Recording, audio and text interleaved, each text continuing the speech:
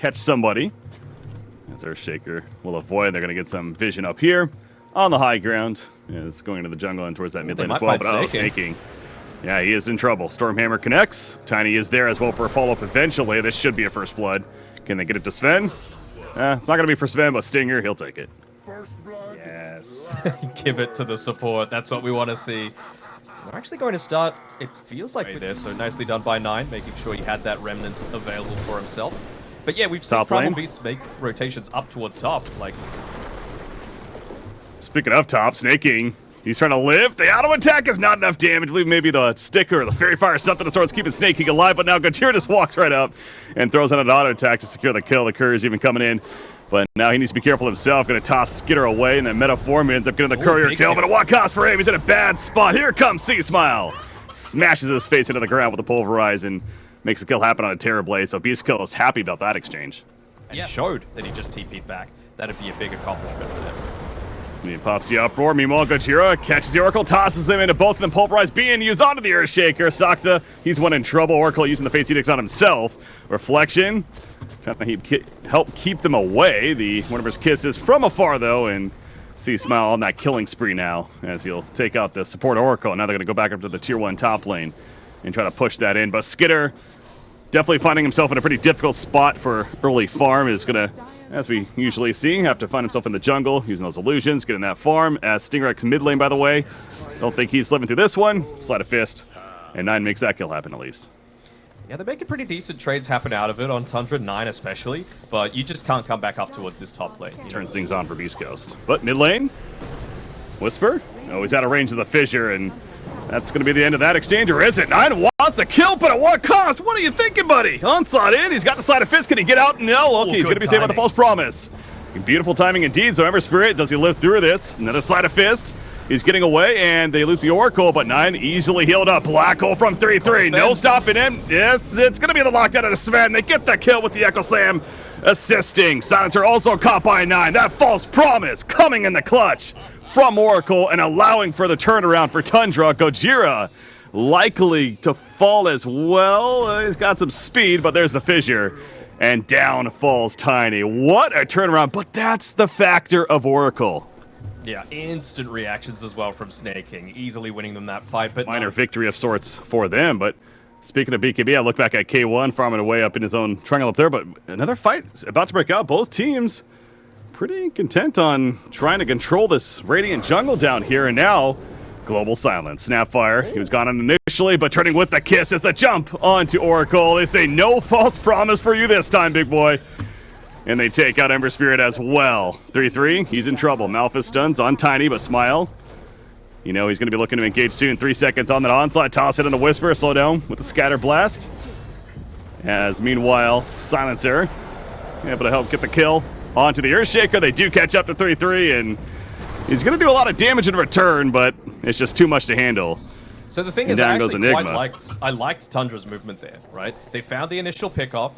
Or not pickoff. In terms of getting jumped on, so well played by beastcoast. Timing happened to be working out for them right there, but man, the fight's just continuing tonight. They just want to keep going. In fact, speaking of that, Terrorblade, this could be big, but the false promise immediately coming out. So he's surviving for the time being, but he's taking way too much damage right here. The smackdown with the Pulverize, and there is really no chance he's actually going to live through that. So he's out for 30 seconds, and Ember Spirit makes a point to retreat, and so does the rest of the team. But we see our first use of that BKB on Sven, popping that God Strength and just cutting down the Terrorblade. But apparently, again, we're still going as Saksa gets thrown back in there thanks to Gojira. Primal Beast, though, went too far ahead. Might need to be careful. Stop trying to get the kill onto the Earthshaker. Not going to be enough. They killed Oracle, though.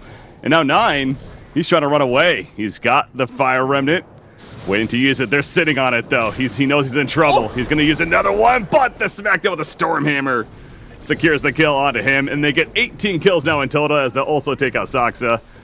beastcoast online.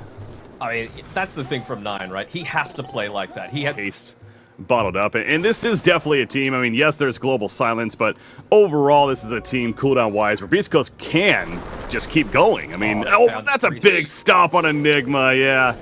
Stopping the TP, and now he is likely dead as well. They're not going to go in to give him a free black hole. As I say that, Primal Beast charges and gets a kill. Saksa, he's not going to be able to TP out. Good attempt there. It's just too much firepower. This again, Beast Coast just looking impressive, playing fast, and seem like they're going to be able to though. They're just too split up, and Beast Coast again recognize, hey, we got God Strength. They don't have Glyph. Let's just push top. Yeah. Why not push into the base? Let's go. 33. That's 33. He's going to be tossed back in the Global Silence. The Fate's Edict, but Sven is like, yeah, I don't care about this ability. Just shreds right through it. Skitter's got Metamorphosis, though. 9 is in. Sven is very low. They gave the Aegis to the Primal Beast, so Sven is killed. Gojira also in trouble. He's dead. 40 seconds out for. Buyback is ready on to Sven if they wanted it, but of course not necessarily in the position for that would matter. Enigma did use in the awkward spot, though. Can he escape? Stinger trying to deal with this Ember Spirit, gets a cookie assistance, leap it away and barely survives, and now Ember Spirit's heavily slowed down. Has to turn around. The False Promise, nope, that's actually going to be a pulverize on him, excuse me. False Promise wasn't used. That was just the Edict right there, but the Onslaught back in, and Earthshaker on a bad spot. Here comes a God Strength BKB from K1. He shreds to the Earthshaker, gets attention to 9, but 9 with his own BKB, at least able to avoid the stun for the time being, but that's going to be wearing off. The False Promise is now used, realizing by Snake King that Ember Spirit's in a lot of trouble. Another slight, but he's in a very bad spot, and that False Promise not going to save him, and also goes down. So a very successful fight for Beast Coast. Yeah, it started with the gobble up. Yeah, he just wasn't able to see if he backs off enough. Maybe they're actually baiting him a little bit with Soniqs coming in here with the smoke. Yep, exactly. The smoke, they're going to go on a Whisper. He's tanky, though. This is a tanky Snapfire. The BKB, the Lotus Orb coming out, the Global Silence as well preemptively. But 3-3, he has opportunity now for a Black Hole. Not going to necessarily find it, though, as the kisses. Hitting Oracle. Fate's Edict up, but now he's in trouble. There's the gobble up toss, and immediately he's dead, and they do catch it 3. He's got a Black Hole, remember, but he's just taking way too much damage. A double kill coming out for K1 and Beast Coast. They're going to keep pushing now. 70 seconds. Nope. Into the Bloodthorn, so that's going to provide him with a little bit more safety against a lot of that magic damage coming out. Of course, the passive. Oh, Terrorblade. Terrorblade gets jumped. Yeah, they have a save for him. They're going to try the False Promises up, so Terrorblade pop in the Sunder as well. Going to stay alive for the time being. K1, though, he's feeling confident. He's feeling pretty good. The Satanic, the God Strength, the BKB. Now the beatdown up to Terrorblade. They killed Enigma already. The Global Science now comes out, and Terrorblade's just going to be too much damage to handle. He's out for 70 seconds. K1 getting low, but he's got a Mages. So at this point, he doesn't care. He's coming right back up, full life, full mana. So yes, a kill for Tundra, but can they kill him a second time without the Terrorblade and the Enigma? That seems like a near impossible task. He's just waiting for him to clump up on someone else to get good value out of the Echo, but they're never doing it. This is great discipline coming through from Beast Coast. Echo slam solo on a Smile. They might get now the gobble up, gonna keep alive, tosses it back in and says, "Go get him, boy!" They get the kill on Earthshaker, the smackdown on Ember Spirit. He bites back immediately, but all is said but done. Snake King will also fall. Triple kill for Smile. What a gobble up! That really has been the MVP item. It feels like with the Eggs. Pick up on Snapfire. Absolute beast. Well worth the tip coming through there, and GG is called. I mean, what a performance coming out from Beast Coast. I really feel like they didn't address this bottom lane long enough, and honestly, I love them as players. 33, Soniqs, fantastic across the board, but I saw in that last team fight, 3-3, he was trying to Black Hole 3 separate times, and he kept pump faking it. He was trying to bait out a bunch of other abilities from the enemy team, but if you just don't use the Black Hole, it's all well and good to have the surprise factor, the fear factor of the Black Hole, but Beast Coast, they're a team that play without fear. They don't really care. Soniqs and Snake King need to make space because 33 and Skitter, they're going to be splitting up the map as much as they can. They are going to be going full farm mode and just trying to be able to come back into this game at like the 25 minutes. Is Soniqs in trouble? Yeah, we're going to see a Celestial Hammer's ready to go. He's going to go in with it. Needs a couple more auto attacks, and they get it. Whisper. I didn't think the Scatter Blast was necessary. First blood going the way of Beast Coast. Soniqs, he was not ready for that. Had his bushwhack, but it didn't matter. This is not an easy lane for a Tiny to go into with all of that % damage from the Firestorm, especially now that he's level 2. A lot of the times, what makes a Tiny really good in the lane is just being able to out right-click other heroes, and right now, Underlord is sitting on the exact same right-click damage as him. Top lane, K1, that's a lot of damage, and it's going to be enough. 3-3 taking advantage of this Chain Lightning big time, and they're going to get a second kill as well, and the Courier might even go down. Soniqs hunting that, but yeah, 3-3, that Chain Lightning doing so much damage in both of those kills to make them happen. Of course, Soniqs get in there at the right time as well, so well played by 3-3 and Soniqs. Yeah, I mean, Gojira, when they made that initial kill happen on, was it Saksa? Yeah, before the horn happened, or rather just after, they placed down a sentry ward inside of that small camp to prevent that sort of situation happening. But, you know, good presence of mind by Tundra, realizing how important this Doom is to be able to find a decent time in this laning stage. They let him get his farm. Oh, they're going on different targets, though, up on the top side, so not much is going to happen here. They might actually get a kill in response. Marcy, she is. She doesn't have rebound. You're right. She already used it aggressively, using to dispose onto 3-3, but another chain lightning. It's such a low cooldown, only 4 seconds. It's able to spam it over and over and over again. Yeah, I mean, Tundra know that this is such a strong lane for Beast Coast, so the fact that they were able to unblock that camp and get the chain lightning creep, and then 33 even just going into the arcane boots before that greedy rush. Like, he's even got a couple of mangoes. He wants to be constantly spamming this lane out, which most of the time can sustain fairly well with the Chaos Strike, with the sidekick as well, but not so much this time around. There's a call on the Crystal Maiden. They wasn't there at the initial time just because of how much Tiny's needed to stay in this mid lane. And well, speaking of Tiny, he nearly fell down there to the early point in the Pit of Malice. And he's just getting consistently shoved out of this lane by C-Smile. Now, Underlord is, actually, Doom uses the top lane. Chaos Knight, rebound's not going to save him. Maybe go for a turn kill. I don't think that's happening, though. 3-3 just feels way too tanky, right? Yeah, that's not going to be nearly enough damage. Whisper? Another kill. Okay. So I was going to ask about. Yeah, it's right. Like I go back to again. No ensnare and knock. On top lane against Saksa, looking for that jump. Bushwhack. It's not going to connect. The acorn shot though, bouncing around. Gojira hiding in the trees. TP's coming. Rebound in from Marcy. Yeah, they're responding big time. The mouse, the pit hitting, and 9. Don't think he's getting away from this one. He gets a lot of return damage. Almost gets the turn kill on Gojira, but no. Tiny will fall. Now Snake King, scatter blast to the face. No chance for him to survive that. So, good response from Beast Coast. I mean, Tundra was hanging around there for a while. And at the tower with TPs ready to go. It's a bit scary. So, 9 just wants the tower kill. He'll get it. Extinguisher's coming in, though. Now they're going on Gojira, but with Marcy here. And here comes Underlord. The portal is in. And now the turn potential, including Dawnbreaker as well, crashing down. I guess you kind of just reset, if anything. They kill Tiny, and Snake King, he's also dead. So, there's our first use we see of the Dark Portal, or the Fiend's Gate more so, and they go right back to the top lane with it. Yeah.